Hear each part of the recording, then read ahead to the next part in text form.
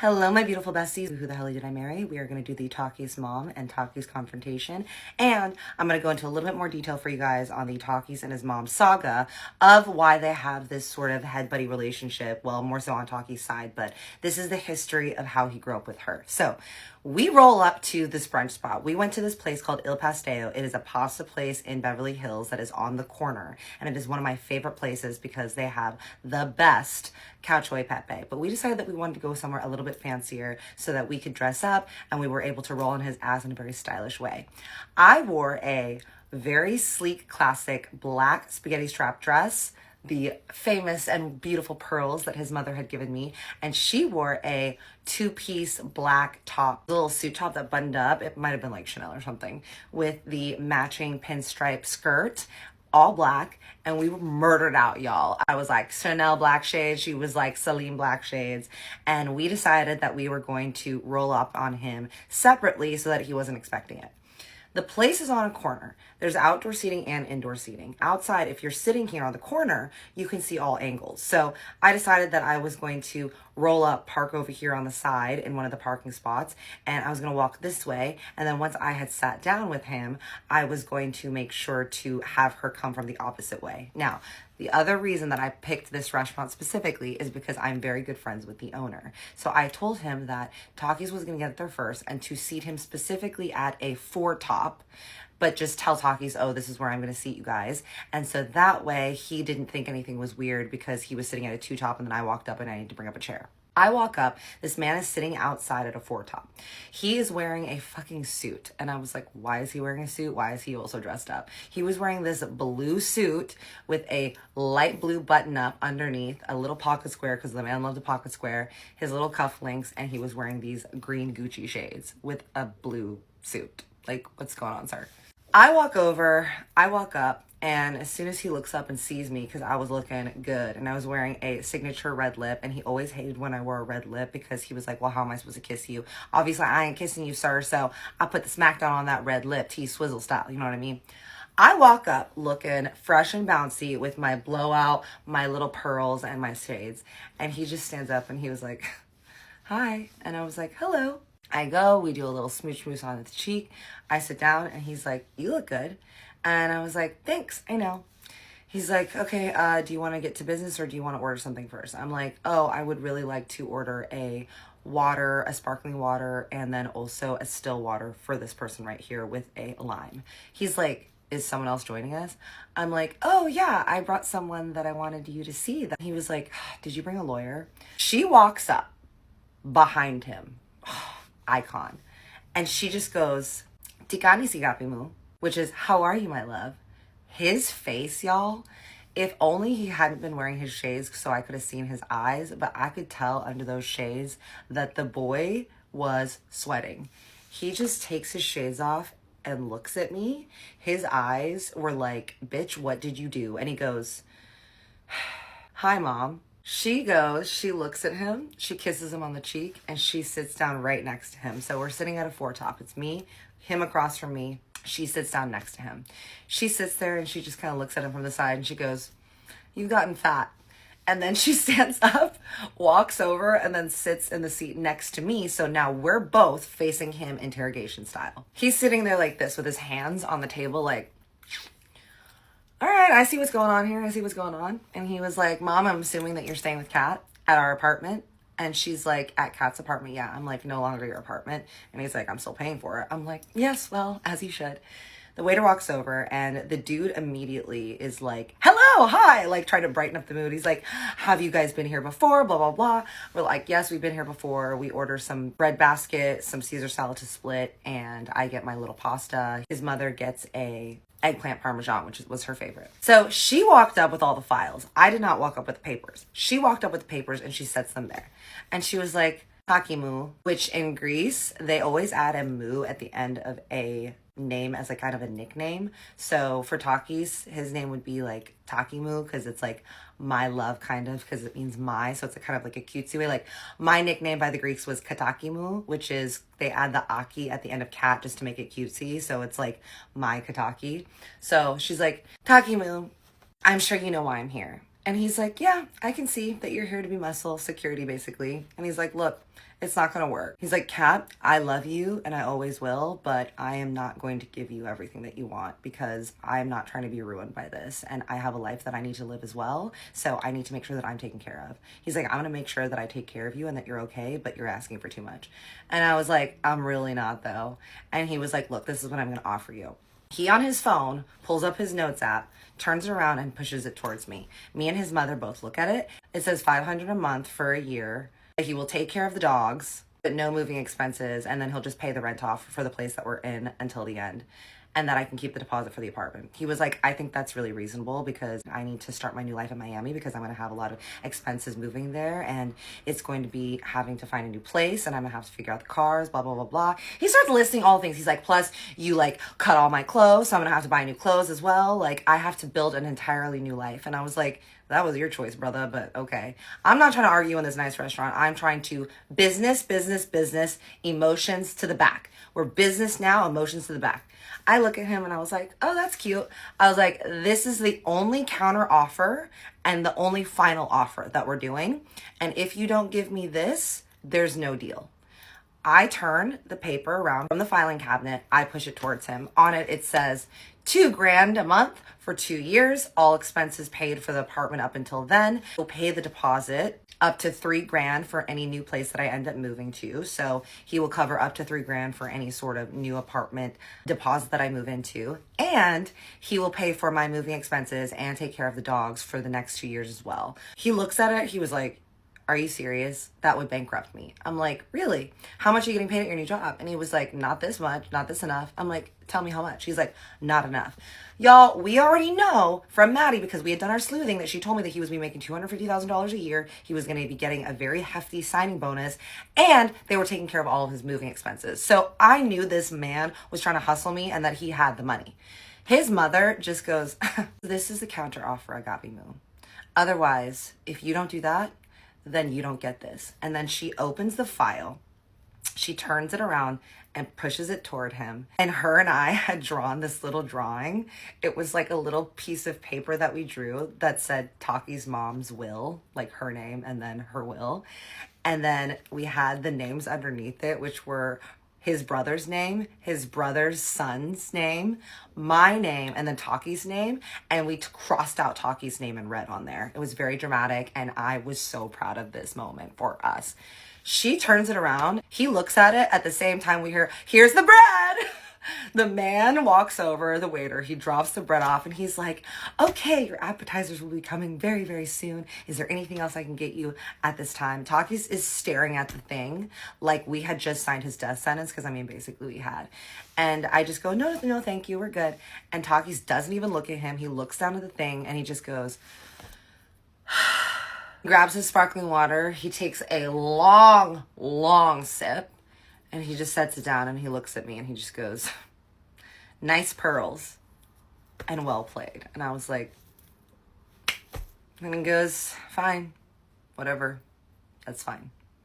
I look at him and I was like, wow, I thought that I was going to get more pushback from you. And he was like, you don't really leave me a choice. And Takis' mom was like, you're lucky that I'm even keeping you in the will after this shit that you pulled on her. He was like, I'm not hungry anymore.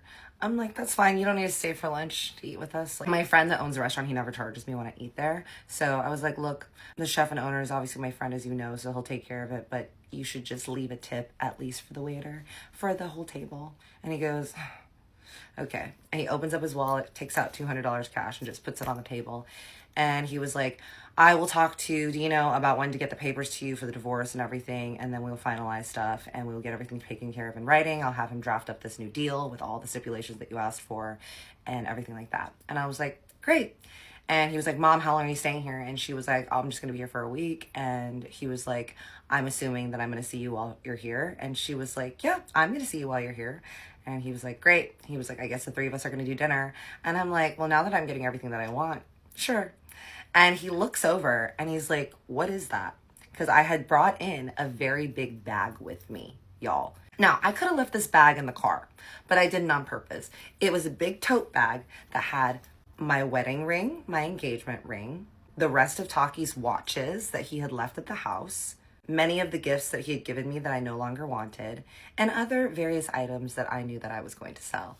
And I said, nothing, it's just a bunch of stuff of yours that I'm going to sell. And he was like, what? I'm like, yep. Okay, bye. He was like, what's in there? And I was like, don't worry about it. As soon as I'm saying this, the chef and my friend, the owner, comes out. He is this very, very sweet, gentle, and kind Italian man. He walks over. He was like, Kat. I'm like, hi. He says hi to Takis because he knows him too. I introduced Takis' mom. I said, hi, this is my wonderful mother-in-law. Because we had the appetizers by now. He's like, how's the food been going? We're like, it's great. Takis is like looking at the bag, which is sitting in his mother's lap. And I can tell that he wants to grab it. And I want to see what he's going to do. And especially with now, my friend is standing here. And there's also security outside of the restaurant. And I'm looking at Takis. And I'm like, you don't need that stuff, right? Like, and he just goes, sure. Well, I hope you get a good amount of money for all that stuff. I was like, don't worry. I am. And I'm going to throw myself a badass divorce party as well. And he was like, good for you. He stands up. He looks at his mother, he looks at me, he looks at my friend, and he just goes, well, fuck me. And he turns around, puts his shades on, and he walks out. And me and Takis' mom laughed. My friend went to the back, he brought out a bottle of Dom, and we got day drunk, and we fucking celebrated, y'all. Because I got everything that I asked for, because I was not going to settle for anything less. And here's the thing, y'all. The universe sometimes can work in a very mysterious way, and it can feel like it's against you sometimes. But if you just stay true and put it out there in the energy in the world that you are not going to take no for an answer, the right people, circumstances, and things will fall into your lap so that you can get the things that you want. So I knew that there was no way on God's green earth that I wasn't going to get what I wanted out of this man, and I made sure that I aligned all the people in my life to do that because I knew that this was the right thing to do. And because Takis' mother agreed with me and she was on my side, it just so happened that she came up with the idea and she knew. So it all worked out. So I encourage you, if it feels like things are really hard for you right now, if you're trying to do things, don't think about, oh, how am I ever going to do this? How is it going to be possible? This is going to be so hard. I don't know if I can do this. Don't put that in your mind, baby. Put it in your mind, go, I will make it happen, because this is the only outcome that I will accept. And I promise you, things will line up for you. So her and I, we had our cars, we had our pasta, we had our bubbly, we had our champagne. And then after that, we went down Rodeo Boulevard. We walked over to the nearest golden pawn shop that we found. I pawned my engagement ring. I got 13 grand for it. I pawned all of his watches. There was a Patek Philippe, 2 Michael Kors watches, 2 Nixon watches, and one other watch that I forgot what it was. And then I also pawned, like, I think a couple belts of his and some other things. And I ended up getting $45,000 for all that stuff. And I knew that I was going to be okay because at least I was going to have a hefty savings so that I could take care of myself in the case that work wasn't picking up or anything. Because remember, Takis was already paying our bills while we were together. I was just doing my modeling and acting stuff, which wasn't always paying the most. So he had that steady income on that job. So I knew that I had to have a little bit of a nice hefty fund that could fund my life still and keep me afloat. So now I knew that I was taken care of to where even if I didn't book any work, any modeling or acting work or anything like that for the next couple months, I would be okay and I would be able to live within my means and build my new life together because I was going to be getting my new apartment and everything taken care of. The dogs would be okay. And things were starting to really look up, guys. I was like, all right, I'm good. I've got some breathing room. I don't need to super worry. Now I can focus on finding a new place and making sure that I get all my other ducks in a row as far as moving and the dogs and all that. Before we move on to the next steps, I'm going to give you more backstory on Takis' mother and his relationship with her and why he has this weird thing with her and why she also has done so much for him, obviously as her child, but also knows who the man is that she raised. So Takis grew up in Thessaloniki, and I've gone into his backstory in this series before, but I'm going to go more into his relationship with his mother. His mother and his father got a divorce when Takis was 3. Takis has that older brother that's 7 years older, and Takis' mom was working as a travel consultant and she was making really, really good money, and she divorced his dad because his dad was kind of an alcoholic and a little bit verbally abusive, and so she started working full-time, and when they got a divorce, she obviously started dating as well. This is the way that Takis tells it from his memory on why he feels this way about his mom's relationship and him. He said that when his parents got a divorce and he was just at home, that his brother was out working and clubbing and shit like that. And Takis' mom was also out working, so Takis was just left at home alone.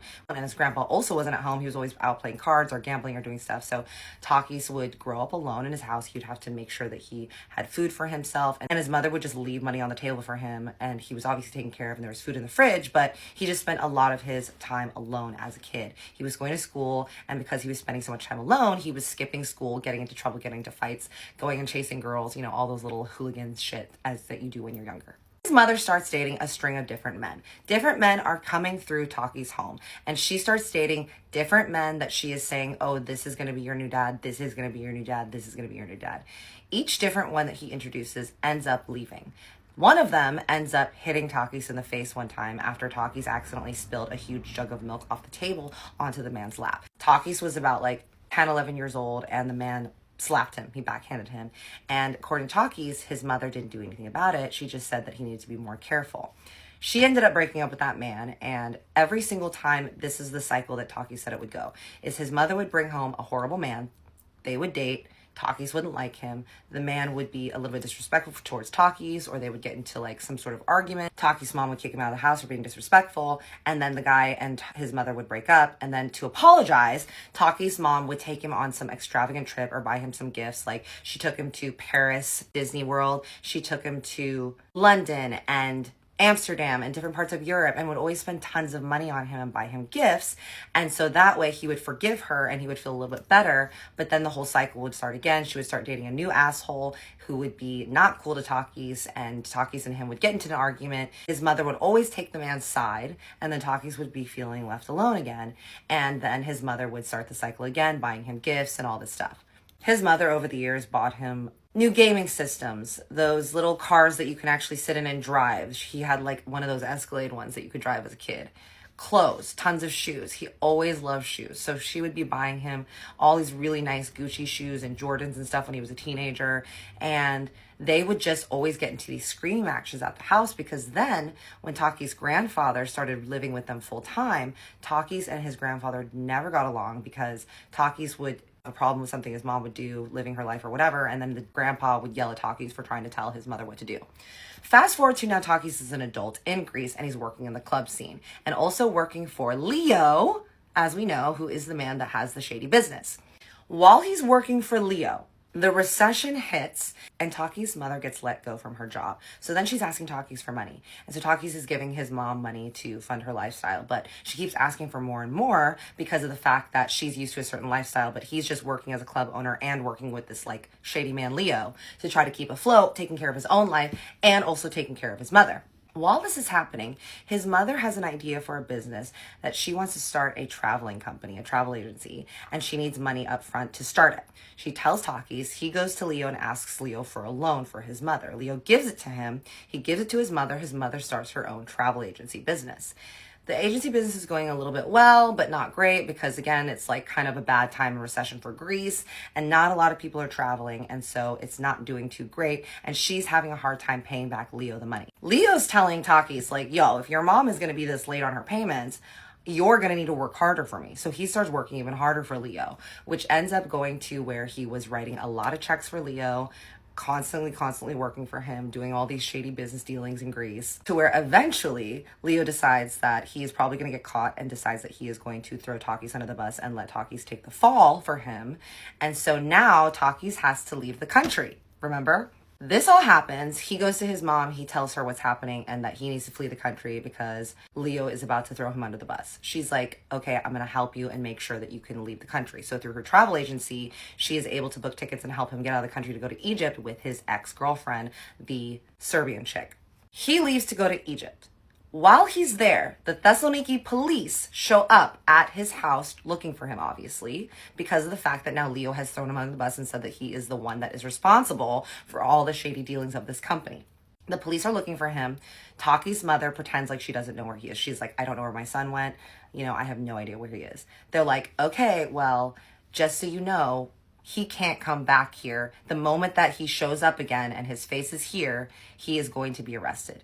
She is trying to prove to them that Takis is innocent and that actually he was working for Leo and that Leo is the one that they want to go after. Now, Leo has disappeared at this point to another country, which they think is probably South America or something with extradition or what the statute of limitations is. So she now has decided, while Takis is in Egypt, that she is going to try to clear his name because she doesn't obviously want him to be banned from his country. And this is, again, before he met me. He was still on the run in Egypt and I was living in ignorant bliss without this man in my life. Over the next couple years or so, while Takis is living in Egypt and then when he was going back to LA and then right before he met me, his mother is going to the courts every single day to campaign for his freedom and to clear his name and to show proof. She is going to every single lender that has been lent to money that Takis was dealing with and trying to get written statements for them to clear his name, saying that they knew willingly that they were taking loans from Leo, because every single person that was getting a loan from him actually was being interviewed by the police. It was this whole very big investigation. So she's going around town full time every single day, tirelessly working to clear his name, trying to show that his signature was forged, showing that he was working for Leo, showing that they have all the evidence that Leo was the mastermind. She's talking to people in the village. She's talking to people overseas. She is gathering evidence and just being a very smart businesswoman about how she is going to clear her son's name. She's obviously not getting a lot of money because she's like working this full-time job of trying to clear his name. So he's sending her money and she's asking for more and more money. They start resenting each other because now she's going, every day I'm trying to clear your name because I want to make sure that you can come back to your country. And he's going, well, I'm sending you money every day so that you can take care of yourself. But also I didn't ask you to clear my name. I don't think I'm ever going to come back to my country. And she's like, I know that you're going to want to come back to your country. Stop. So they're arguing and stuff. At some point they stop talking while he's in Egypt because also she hated his Serbian fiance and was like, I cannot believe that you went and you took all this money from Leo, this like hundreds of thousands of dollars, and you're being stupid about it because you're blowing it on dumb shit. Like, he literally bought a tiger, guys. He bought a tiger, this gated ass community house, 2 Rottweilers, and a big ass ring for his fiance. And his mother was like, you need to be smarter about your money. And also, like, we're trying to campaign. They didn't talk for months. He goes to LA. The reason they started talking again, you guys, was because he started dating me. And he started telling me that he had a strained relationship with his mother and telling me the story. And I was like, you need to reconnect with your mom. She loves you and she's trying to protect you. And so I'm the reason that they started talking because I forced him to. So that's another reason that his mom really loves me, because she knows that I'm the reason they have a relationship now.